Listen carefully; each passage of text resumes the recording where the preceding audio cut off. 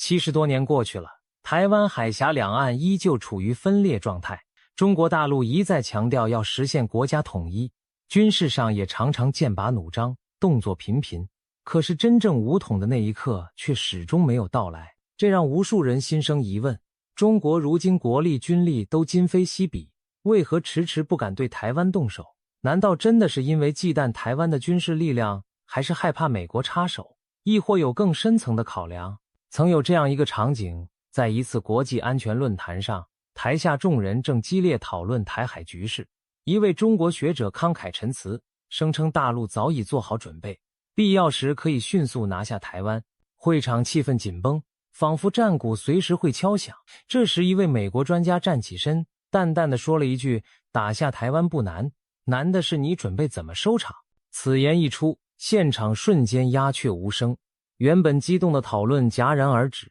在场的人你看看我，我看看你，一时无人接话，因为大家都明白，他这一句正道出了关键的真相。到底是怎样的真相，让现场听众无言以对？要揭开谜底，我们得把目光投向台海局势的全貌，看看隐藏在战争与和平之间的多重因素。近年来，台海局势一直处于高度紧张状态，解放军军机几乎天天绕台巡航，战舰也频频出现在台湾附近海域。2022年，解放军在台岛周边搞了大规模军演，导弹呼啸着飞越台湾上空，让人仿佛嗅到一丝火药味。东南沿海一带更是军事动静不断，最新锐的歼20隐形战机部署在福建机场。2023年起，在福建平潭的海滩上，99A 式主战坦克的履带印清晰可见。2期登陆演练搞得热火朝天，种种迹象显示，大陆方面似乎是在为夺取台湾做着认真的准备，一副只欠临门一脚的架势。既然刀已出鞘，枪已上膛，很多人都以为战争或许某天凌晨就会打响。然而，令鹰派们失望的是，解放军始终按兵不动，并没有真的扑向台湾海岸线。这样的反差实在耐人寻味。一边是咄咄逼人的军事压力，另一边却是克制隐忍的实际行动。这种剑拔弩张却静观其变的状态已经持续多年。每当台海风高浪急，却总是有惊无险地度过。要知道，中国并非没有动武的前科。回顾历史，朝鲜战争的1950年到1953年，中国志愿军毅然跨过鸭绿江，同武装到牙齿的美军血战3年。1962年，中印边境反击战中，解放军翻山越岭，1个月内打得印军丢盔弃甲。1979年，对越自卫反击战更是以摧枯拉朽之势教训了越南。一系列战争表明，中国并不陌生于战争的残酷，对军事斗争也从不缺乏胆量和狠劲儿。然而到了台湾问题上，当局却一直没有下定最后的决心动武。这背后的原因显然不是简单一句怕了就能解释的。要破解其中奥秘，我们需要从多个角度抽丝剥茧，逐一分析。首先不得不提的是台湾问题所牵动的国际军事风险。台湾绝非一座孤岛，它背后站着强大的支援者，美国、日本甚至澳大利亚等区域盟友。这些个场外选手一个个都密切盯着台海局势，随时准备插手。一旦大陆对台湾采取武力行动，这场仗很可能不会是两岸之间的局部冲突，而会升级为多国卷入的大战。美国是不可绕过的关键玩家。作为当今世界唯一的超级大国，美国在西太平洋的军事存在如影随形。美国总统多次公开表示，一旦大陆进攻台湾，美军将进行防卫，已经几乎把战略模糊变成了战略清晰。2024年，美国还加强了在第一岛链的军力部署，第7舰队的航空母舰战斗群年终无休的巡弋，在南中国海和台湾附近海域，美国空军也时常出动侦察机、轰炸机在台湾上空附近晃悠。另外，日本对台海局势同样异常上心。2023年，日本自卫队就在冲绳增设了导弹部队，这里距离台湾不到400公里，可以随时对台海实施火力支援。美国还拉上澳大利亚一起搞事情。2024年年初，美日澳3国联合举行2期登陆演习，摆明了是针对武力犯台在做沙盘推演。可以说，台海周边早已布满了警报传感器和潜在对手的军力。在这种局面下，大陆若贸然对台动武，就等于在一群虎视眈眈的强敌面前燃起导火索。历史早给过前车之鉴，1950年的朝鲜战争，本来半岛内战3个月几乎要结束，美国硬是带着联合国军跳进来，把仗打成3年拉锯战，拖到双方精疲力尽。反之，1962年中国对印度的作战之所以干净利落，是因为印度背后没有硬靠山，一击即溃。1979年中越战争中，苏联虽撑腰越南，却不敢直接下场，使得冲突规模有限。然而台湾问题不一样，美国和日本是铁了心不会坐视不管的。如今美军在亚太严阵以待，日本更是紧密配合，美国还不断拉拢盟友加强围堵。一旦台海开战，这帮场外选手说不定立马一哄而上。解放军纵然能正面击溃台湾本地的防御武装，可若美日甚至更多盟军联手投入几艘航母、上百架战机，战局就会急转直下。战线一拉长，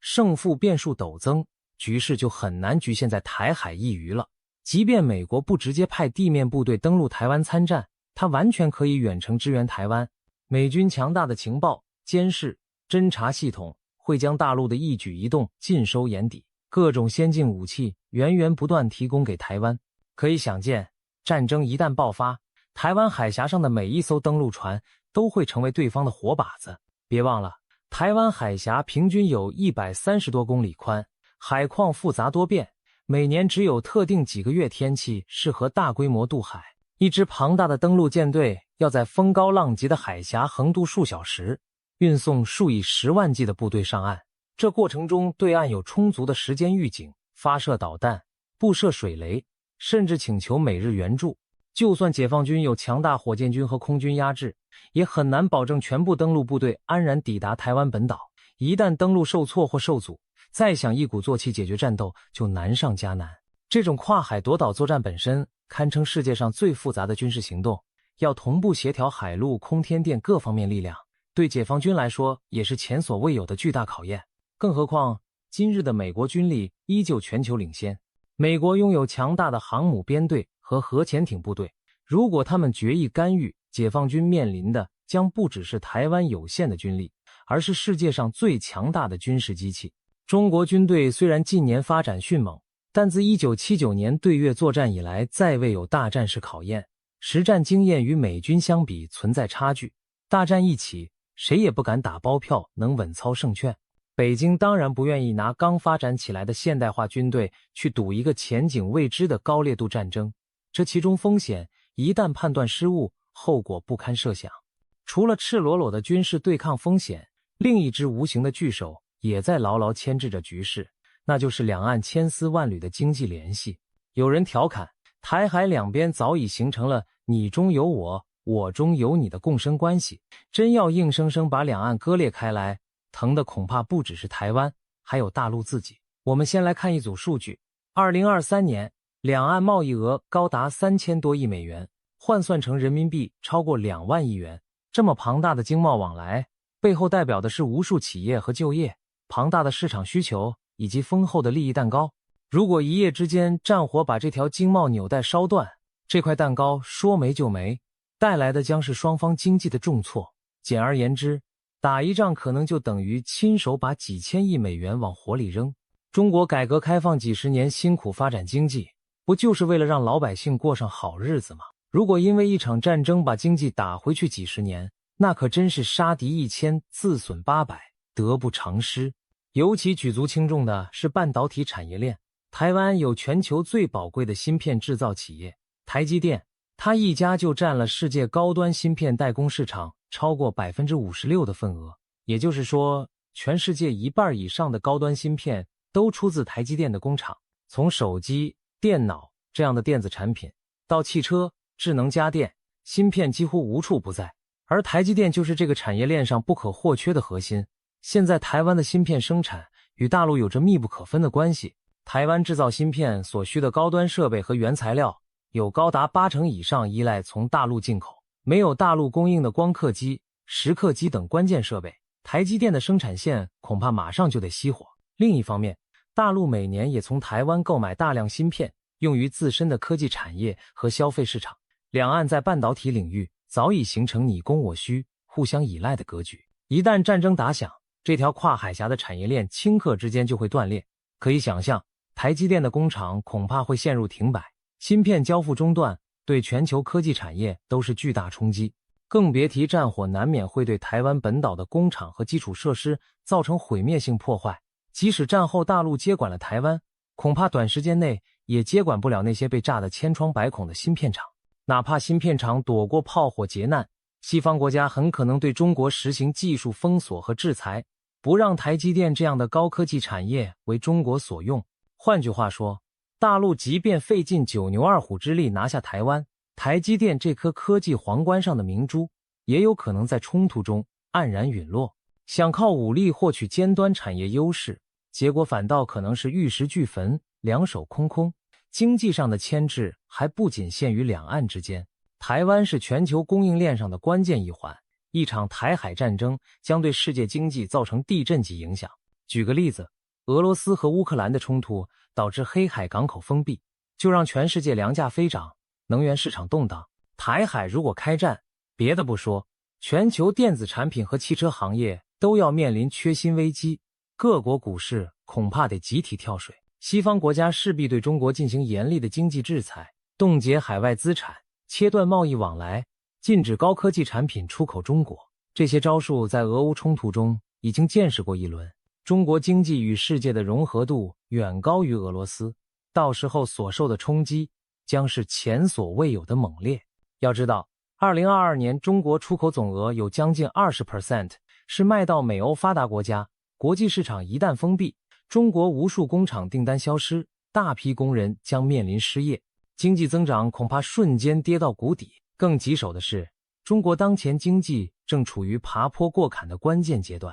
受疫情和国际环境影响，2020到2022年我国经济增速一度从 6% 以上掉到了 3% 以下，好不容易在2023年回升到 5% 左右，刚看到些许复苏的曙光。可是内部债务、房地产等问题还没完全解决，各地财政都在勒紧裤腰带过日子。如果这个节骨眼上爆发战争，无异于雪上加霜，让经济复苏夭折。军费开支将直线上升，打仗一天烧掉的钱以数百亿计，战争期间工厂停工，港口封锁，经济活动陷入停顿，战后还要投入天文数字资金重建台湾，重振经济。如此庞大的开销从哪儿来？财政吃紧，只能加税或印钱，老百姓腰包受损，通货膨胀卷土重来，人民生活水平下降。这场仗即使军事上赢了，也可能把中国几十年发展积累的财富赔个精光。可以说，经济层面的代价和风险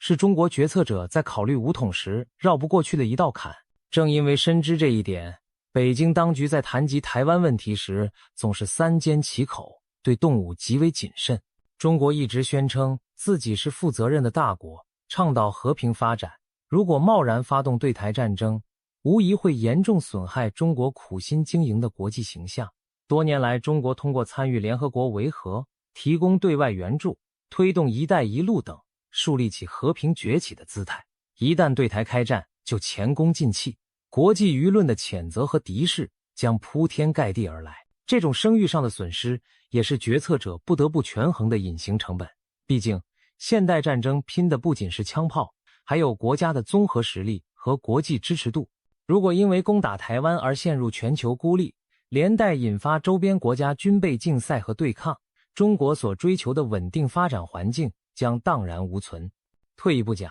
即便不考虑国际压力和经济账目，光从军事和政治层面来看，武力统一台湾也绝非一场轻松的胜利。就算解放军凭借压倒性军力在战场上击溃了台军，占领了全台湾岛，真正棘手的问题才刚刚开始。那个美国专家点出的核心问题是，战争不是打下就结束了，之后的一地鸡毛谁来收拾？首先是军事损耗与伤亡代价。台湾防务虽然整体弱于大陆，但也不是不堪一击之辈。台湾有20多万现役部队和上百万后备力量，一旦开战必然殊死抵抗。攻台作战中，解放军即便取得胜利，自己的伤亡恐怕也会不小。一场大规模登陆战下来，很多家庭将失去儿子、丈夫和父亲。现代社会的信息之透明，让每一位士兵的牺牲都牵动无数人的心。战争初期，民族主义激情或许能让民众忍受伤亡，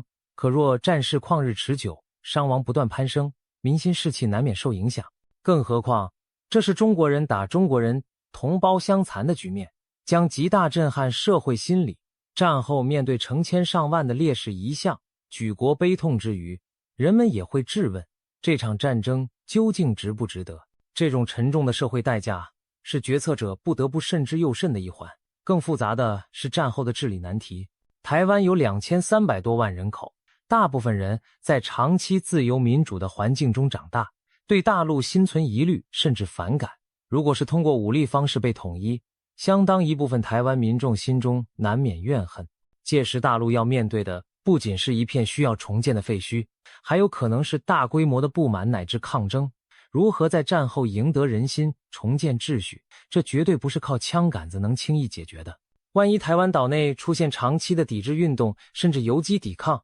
大陆势必要投入庞大的军警维稳驻军，把大量财政预算花在维持当地稳定上，这将极大拖累中国的国力，使得统一的红利迟迟无法兑现，反而变成沉重包袱。可以想见，战后台湾的社会稳定和经济重建将是一副烂摊子。基础设施要修复，城市要重建，岛内的行政管理体系需要重构，这都需要时间和金钱。更棘手的是民心的修复，如何让经历战火的台湾民众重新接受统一后的新政府？如果处理不好，哪怕军事胜利了，也可能赢了战役，输了民心。武统台湾，光军费就得按1000亿美金来计算，战后的重建和维稳更是无底洞般烧钱。经济发展中断，社会动荡不安，失业率飙升，这些连锁反应如果发生，谁来承担老百姓因此付出的代价？可以说，武统的每一步都暗藏巨大的后遗症。一场战争牵一发动全身，对国家方方面面都会造成长期影响。这笔账比起纯粹的军事胜负要沉重复杂得多。事实上，北京高层对于这一点心知肚明。中国政府一直以来对台湾问题采取能不战则不战的策略，并非软弱可欺，而恰恰是基于对战争后果的深谋远虑。在官方表态中，经常可以听到和平统一、一国两制是我们的基本方针，不到万不得已不动用武力。这样的话，和平统一不仅是对台政策的宣传，更反映出北京确实希望尽可能避免战争那摊烂账。毕竟真把台湾打下来易如反掌，可之后如何治理，如何安定人心，如何应对国际长期制裁，那才是一连串让人头疼的大难题。如果没有十足把握，中国决策者不愿贸然揭开这个潘多拉魔盒。综合来看，中国大陆迟迟未对台动武，绝不是因为害怕台湾当局或缺乏武力，而是理性权衡各种利弊后的慎重选择。这其中很重要的一点是，北京奉行着一种以拖待变的战略耐心，等待一个对自己更有利的时机。在北京看来，时间未必站在对手一边，或许恰恰站在自己这边。当前美国虽然在全力插手台海事务，但美国自身也并非铁板一块。近年来，美国国内政治撕裂加剧，党派争斗，社会动荡频繁，登上新闻头条。贸易战、财政赤字、通货膨胀、政府濒临停摆等等问题困扰着华盛顿。2024年，美国又迎来总统大选，内耗只会更多，不会更少。美国民众对于在海外进行一场大规模战争是否有意愿，也存在疑问。一些美国战略分析人士就指出，如果美国自身陷入经济困难或社会危机，对台海的投入和干预力度可能会降低。中国或许正是看中了这一点，才选择保持耐心，而非冒险一搏。北京深知自己国家的综合实力还在上升期，每一年科技水平、军事实力、经济体量都比前一年更强。而反观美国及其盟友，能不能长期保持对华优势，还是未知数。如果再过若干年，美国因为内部问题自顾不暇，或者国际格局发生变化，中国在台海博弈中的相对优势就会进一步提升。与其现在仓促开战，不如再等等看，让时间去削弱对手，强化自己。所谓慢就是快，在这里指的就是通过拖延争取最有利的统一条件。另一方面，拖本身也是一种战略，大陆通过拖时间，可以在不战的情况下持续对台湾施加压力。比如不断在国际上挤压台湾的生存空间，让更多国家远离台湾，承认北京；又比如利用经济手段拉拢台湾民心，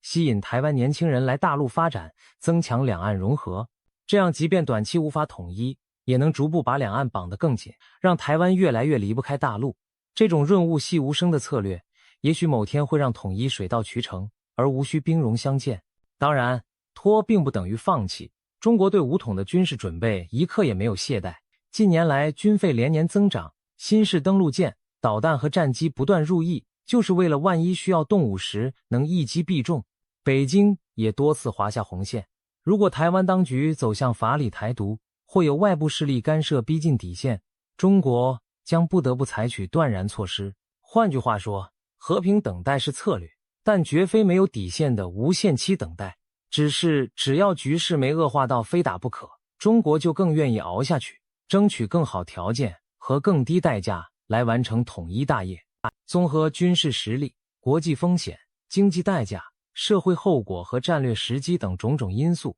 再回过头看文章开头美国专家的那句话，就能明白他为何令全场哑口无言了。打下台湾不难，难的是怎么收场。这短短一句点破的正是武统台湾背后一系列复杂账本。你能不能打得赢不重要，重要的是之后怎么办。现场之所以鸦雀无声，不是没人想到这个道理，而是很多人不愿直面这个残酷的现实。武力统一台湾远非下棋一般将军了事，而更像推倒了一排多米诺骨牌，接下来麻烦不断。实际上，不少美国战略学者早就看穿了北京在台湾问题上的心思。著名中国问题专家黎安友就在一份研究报告中指出，中国政府之所以迟迟没有对台动武，是因为他们有足够的耐心和韧性，在做长远打算。他形容道，武统台湾听着简单，但真打起来台湾方面肯定撑不住。可问题没那么单纯，打仗不光是军事的事儿，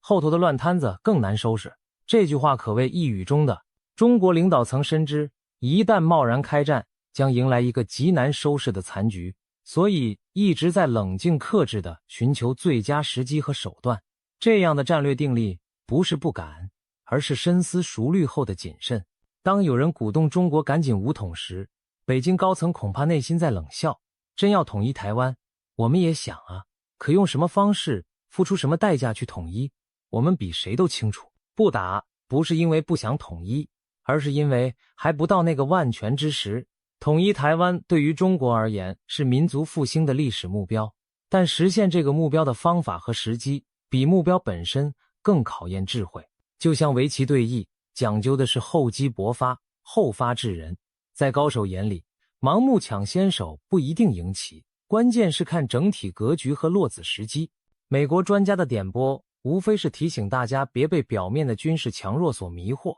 中国大陆当然有能力发起一场攻台战争，但真正让他们顾忌的是战争背后的一连串效应。如果这些风险短期无法化解，那宁可先按兵不动，谋定而后动。这与其说是不敢，不如说是一种战略清醒。当局清醒地认识到，打一仗容易，守一地难，一时冲动容易，善后收场难。纵观历史，大国的决策往往要权衡再三，不能只逞一时之勇。当年邓小平就曾形象地比喻，解决台湾问题要冷锅不开，锅还没热就不要急着下料。如今北京正是捧着这样一颗冷静的心，耐心等待那口水到渠成的锅开。当然，这并不意味着台海就高枕无忧了，局势仍在暗流涌动，各方仍在角力博弈。只不过在可以预见的未来，只要现有的这笔账还算不过来，中国就不会轻易扣动扳机。结语，台海两岸的未来牵动着无数人的心，有人希望速战速决，有人主张维持现状，每一方都有自己的算盘。然而正如那位美国专家一语道破的，那盘最终决定战争与和平的天平上，不仅有坦克大炮的重量，更有经济、外交、民心、战略的砝码。中国大陆之所以迟迟未对台湾动武，绝非简单的胆小或畏惧，而是慎重考量后的选择。或许在某个时刻，当国际格局出现重大变化，当所有不利因素都降低到可控范围，大陆会毅然出手完成统一使命。但在此之前，我们很可能将继续看到目前这种亦敌亦友、亦战亦和的拉锯状态。对于生活在这片土地上的普通人来说，和平始终是最可宝贵的。在剑拔弩张的氛围中保持冷静克制，远比一时冲动、血气方刚要难得多。希望台海双方和各相关大国都能三思而后行，不要让于勇和冒进毁掉了几十年来得之不易的繁荣与安宁。总而言之，中国大陆暂不武统台湾，并不是不想统一，而是碍于军事实力的掣肘、国际政治的高压、经济利益的纠葛、战后局面的复杂等等多重因素，只能隐忍按兵，静待良机。正所谓小不忍则乱大谋，北京当局深谙此道，在可以预见的将来，只要现状未出现不可逆转的挑衅，中国仍会选择以智慧和耐心来应对台湾问题。至于最终结局如何，唯有时间能给出答案。但可以肯定的是，当那个转折点到来之前，我们将继续看到中国在台海问题上谨慎拿捏分寸，步步为营，既不放弃统一目标，也不贸然引爆战争火药桶。如此这般，或许才能真正理解为什么中国在军力强大、舆论高涨的当下，依旧迟迟没有武统台湾。不是不敢，而是在等待一朝制胜的最佳时刻。在那之前，战争与和平的天平仍将由冷静理性的思考所主宰。这正是那位美国专家寥寥数语所揭示的深意。现场之所以鸦雀无声，是因为每个人都意识到，这才是台海局势的终极答案。人们屏息以待，只剩理性在心中回响。